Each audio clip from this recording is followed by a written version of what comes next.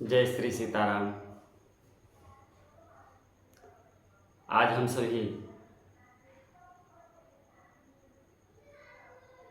देश का, व्यक्ति का विकास कैसे हो, इस पर हम सभी चिंतन करते हैं। आज अधिकतर मनुष्य संस्कारों को छोड़ करके इस आपाधापी जीवन में संस्कार को भूलता चला जा रहा है। जीवन जीने के लिए संस्कार अति आवश्यक है।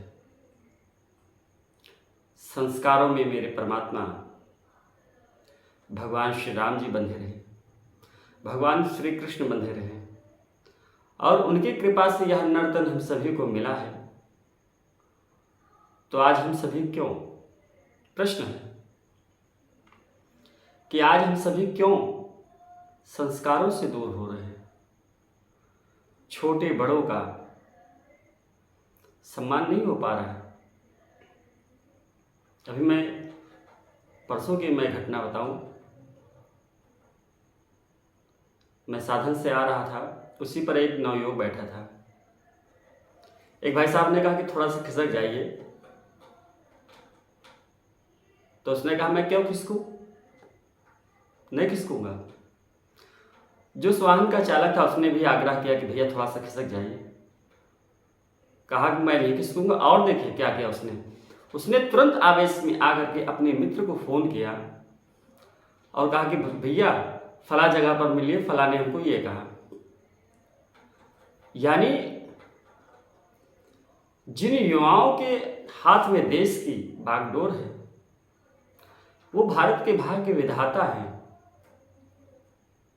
यह ऐसे छोटे छोटे निर्णय उतावलेपन में लेंगे तो क्या देश का तो छोड़े, क्या अपना विकास संभव कर पाएंगे। एक चिंतन का विषय है। हमको आपको परिवार कैसे चलाना है, समाज कैसे चलाना है, साथ साथ किस तरह से भगवान नाम का चिंतन करना है, इस पर हम सभी को एक खुले प्लेटफॉर्म पर एक चर्चा करने की आवश्यकता है। देखिए, जहां क्रोध होगा वहां सकारात्मक निर्णय किसी भी विषय के लिए नहीं हो सकती। वो चाहे परिवार के लिए हो, चाहे समाज के लिए हो, XYZ किसी के लिए हो, सही निर्णय नहीं हो सकता। जीवन जीने के लिए जीवन में धैर्यता अति आवश्यक है। जीवन में धैर्य नहीं है तो सफलता नहीं प्राप्त हो सकती। क्रोध हमारे हर विषयों को, हमारे विकास को पीछे की तरफ ढकेल देता है। ऐसे छोटे छोटे मामले आते हैं जिनकी कीमत 1% नहीं है, लेकिन व्यक्ति केवल अहंकार के नाते कोर्ट कचहरी दौड़ता दौड़ता थक जाता है और उसकी कीमत भी उस अदा नहीं हो पाती। लेकिन क्या समझाया जाए इस जीव को। मैं तो आग्रह करूंगा कि प्रयास यही करिए, जो अपना है उतने में ही संतुष्ट रहिए। जो अपना है उसी में संतुष्ट रहिए। दूसरे का लेकर के क्या मतलब निकलेगा मेरे भैया। जितना आपका है उतने को आप सुरक्षित रख लीजिए, आपके लिए यही बहुत बड़ी बात है। आगे बढ़ना है तो पुरुषार्थ करिए, मेहनत करिए। दूसरे की संपत्ति पर चाहे जैसी संपत्ति हो, दूसरे की संपत्ति चाहे जैसी संपत्ति हो, कदाप उस पर आपकी नजर गलत नहीं होनी चाहिए। हाँ, लेना है तो पुरुषार्थ करिए, कमाइए, ले लीजिए। कौन रोकने वाला है। अन्योपार्तम वित्तम तिष्ठत 10 वर्षा। जो अन्याय से धन कमाया जाता है वो 10 वर्ष तक चलता है, लेकिन जब 11वां वर्ष लगता है तो अनैतिक रूप से अर्जित किए हुए धन का प्रतिफल व्यक्ति को भोगना पड़ता है। ये हमारे शास्त्र कहते हैं। और फिर तो हम सभी तो सनातन धर्म को मानने वाले हैं। सनातन धर्म में तो यही सिखाया जाता है हम सभी को बचपन से कि सर्वे भवन्तु सुखिनः, सर्वे सन्तु निरामया और सर्वे भद्राणि पश्यन्तु मा कश्चित् दुर्भाग्यः। हम तो सबके मंगल की कामना करते हैं। इसलिए आज परिवार टूट रहे हैं।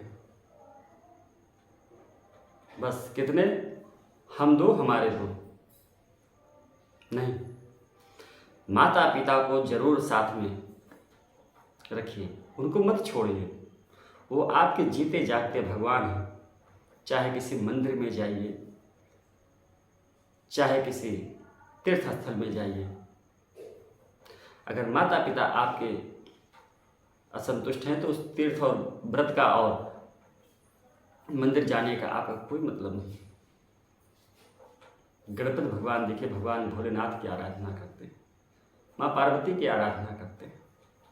सीखिए, भगवान राम से सीखिए। कौशल्या मैया से कितना स्नेह था, लेकिन कैकेयी मैया को जननी कहा है। सुन जननी सोई सुत बड़ भागी, जे पितमात बचन अनुरागी। कैकेयी मैया को जननी कहा है। कदाप जीवन में आलोचनाओं में मत फंसिए। इस कान को दूसरे की आलोचना सुनने में बड़ा आनंद आता है। इस जिह्वा को दूसरे की बुराई करने में बड़ा आनंद आता है। इन नेत्रों को विकृतिचित वस्तुएं भी देखने में बड़ा आनंद मिलता है। अगर इन कान को, जिह्वा को और नेत्रों को और जो अंतःकरण में छुपा हुआ है मन, यदि इन चारों विषयों को संभाल लीजिए और भगवत भक्ति में अपने मन को लगा दीजिए तो जीवन का बेड़ा पार हो जाएगा। इसलिए बंधुओं, आपसे आग्रह है कि पर संपदा जो हो उस पर अपनी नज़रों को मत फेरिए। पुरुषार्थ करिए, खूब कमाइए, खूब खाइए और भगवान का भजन करिए। इसलिए कहना है, अरे काम करते रहो और नाम जपते रहो, काम करते रहो और नाम जपते रहो। वक्त जीवन का यूं ही गुजर जाएगा, वक्त जीवन का यूं ही गुजर जाएगा। कभी संतों के पास बैठिए, कभी महापुरुषों के पास बैठिए और उनके वचनों को सुनिए और फिर चिंतन करिए। फिर देखिए आपका जीवन क्या कहता है। बेईमानी से, छल से, कपट से, प्रपंच के द्वारा हमने जो वस्तुओं को अर्पित किया है, क्या वो अस्थायी रहेंगे? नहीं रहने वाली। लिखा है कि पूत सपूत तुका धन संचय और पूत कपूत तुका धन संचय। आपने खूब धन कमा लिया और आपका बेटा पुत्रवान निकल गया, तो आपने जो धन कमाया कोई मतलब नहीं, वो तो ऐसे ही धन कमा लेगा। और आपने धन कमा के रखा भी है, और अगर आपका पुत्र कुपुत्र निकल गया तो आपने जो भी संपदा बना के रखी है सब वो नष्ट कर देगा। इसलिए हर जीव का अपना अपना प्रारब्ध होता है।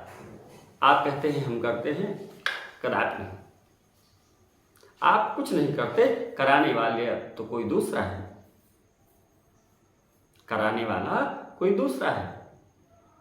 मेरे प्यारे भाइयों, इसलिए आपसे आग्रह है कि मेहनत से कमाइए, राष्ट्र की चिंता करिए, समाज की चिंता करिए, परिवार की चिंता करिए और सबसे बड़ी चिंता करिए अपने भगवान की, अपने नारायण की, जिससे हम वादा करके आए हैं कि हे कृपा निधान, हमको इस स्थान से हटाइए। मैं आपकी हमेशा पूजा करूँगा, हमेशा आपकी आराधना करूँगा, आप में ही अपना जीवन न्यौछावर कर दूँगा। लेकिन वो हम नहीं कर पाते, इस माया में हम भटक जाते हैं। इसलिए मेरे साथियों, मेरे प्यारे भाइयों, मेरे प्यारे बंधुओं, आप सभी से आग्रह है कि देश की चिंता करते करते अपनी चिंता करें और भगवान से अपने को जोड़िए। इन्हीं शुभकामनाओं के साथ सादर जय सिया राम, जय सिया राम, जय सिया राम।